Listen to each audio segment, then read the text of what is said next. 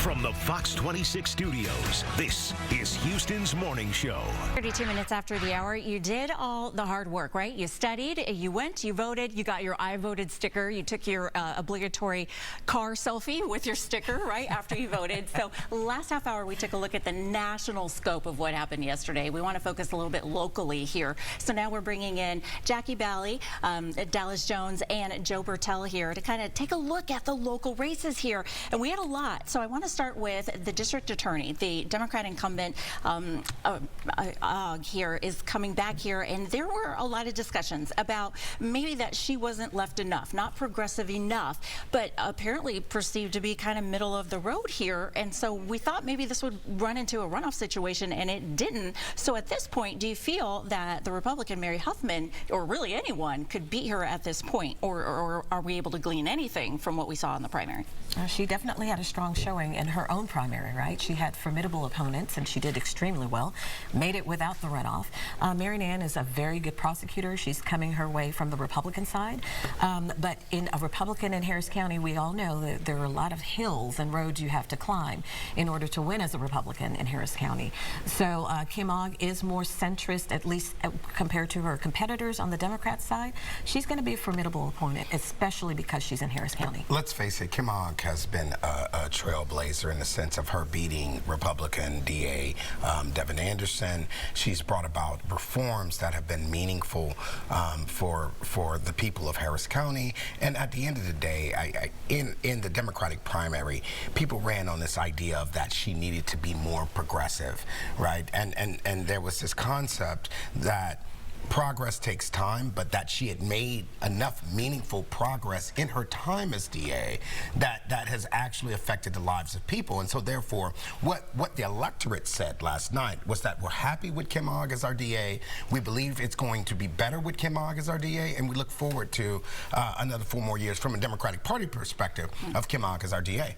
And Joe, can I ask you, I want to move over to District 22 here. We have Pete Olson, who is retiring after, tell me how you feel, who's retiring after 10 years in that seat here. We had 19 candidates looking to be Nobody was interested in the job.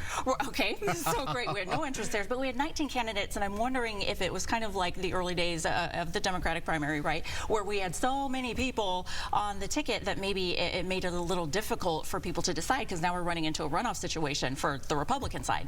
Yeah, and I think what you're seeing is the reality that, look, in Houston and in these congressional districts, you've had huge influx of folks from the coast, folks who have moved in for a better way of life, better economics here in Texas.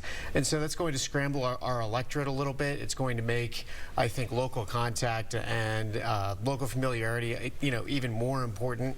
Pete Olson was a well-known member. His retirement obviously is going to attract some attention. Yeah, and I'd like to say that Pete Olson was not as strong as Troy Nehls, who's one of the nominees or one of the candidates in this runoff. Troy Nehls is very strong. He's been on our sheriff for 2 terms. Every time he's on the ballot, he gets a very high percentage.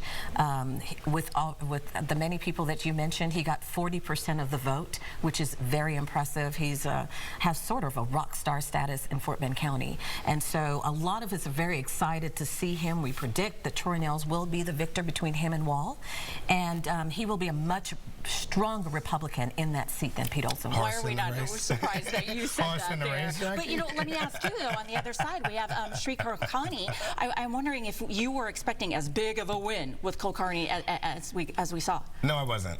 What I saw was a replay of the primary 2 years ago, where it was a similar situation where now council member Letitia Plummer was in the race along with Steve Brown and Kulkarni, which led to a runoff between Plummer and Kulkarni. I expected to see something similar.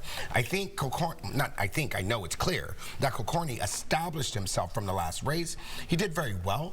And I think we as a party smell blood in the water, and CD22 believes that Kulkarni is prepared to take on whoever the Republicans decide. Okay, and then of course the other big one on the ticket is District 7 with Lizzie Fletcher as the Democrat, Wesley Hunt as the Republican endorsed by President Trump, but unfortunately we're out of time and we can't even hit that, so we'll have to caucus during the break here. So I'll send it back to you guys.